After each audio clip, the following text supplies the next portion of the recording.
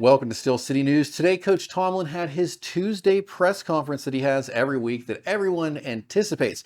But I first want to start off by clearing something up about halftime. Now, of course, we know that there was some kind of comment made in a corridor. I know what it is. I'm not going to repeat it. I'm not going to say much about it, except to the fact that halftime is not a lunch break. It's not like the kind of break that you would typically get when you have a job. Halftime is an important time in the NFL. It's an important time for the players to rest, recuperate, and it's an important time to regroup and strategize the next half of the game. It's a very crucial part of the game. It's very important. It's very intense. And there is a really small window of time to do that. So just kind of take that into context. And of course, we don't even know the rest of the context of that situation. It's really not a story, but halftime is important. And remember that.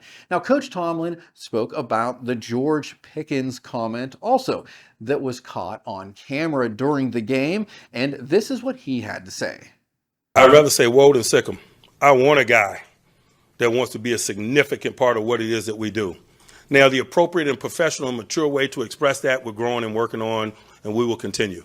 But that spirit, that competitive spirit, the guy that wants the ball, no, I want that guy, you know. I would imagine TJ wants to lay the quarterback down more. We got competitors. This is professional football.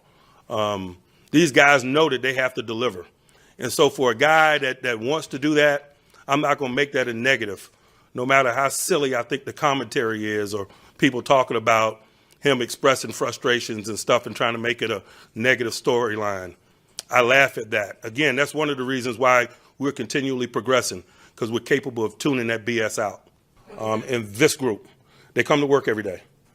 They tune out the outside noise. They're not broken down by negativity and elevated music. They just come to work every day, and that needs to continue. You definitely want a guy like George Pickens on your team. I have to agree with Coach Tomlin. And, players are going to say things like that. Most of the time, like Coach Tomlin says, it doesn't get caught on camera. And of course, there are more professional ways to address things like that. But George Pickens is a competitor. We all know that. I'm sure many of you want to see George Pickens catch more balls like I talked about in our last broadcast.